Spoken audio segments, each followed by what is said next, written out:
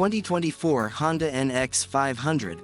The Honda CB500X is one of the most neutral adventure bikes around. It handles well on all terrains and is versatile. The NX500 replaces the CB500X as the new mid-capacity adventure bike, with a host of updates, and still retains the CB charm, with minor changes to a much better bike on the road. Given the performance of this bike, it's no surprise that many new riders will be turning to the NX500. The NX500 carries over the same simplicity, guided by the daily crossover theme, with a few subtle improvements. These new additions include new wheels, a sleeker front fairing, and a new generation headlight.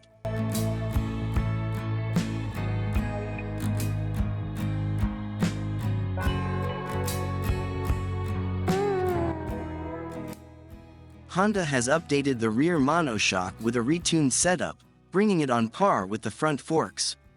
This, along with lighter wheels, should make the rear wheel feel less bouncy and more planted.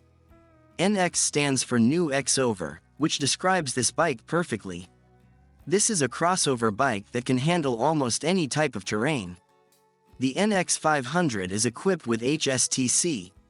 This system automatically reduces torque output when it senses a loss of rear wheel traction.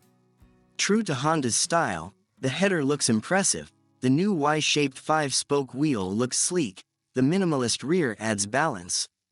The new TFT display uses optical boning, which improves visibility in bright sunlight, which is very important on a motorcycle. In addition, the cover glass and the TFT display gap are sealed with resin, reducing glare and increasing backlight transmission.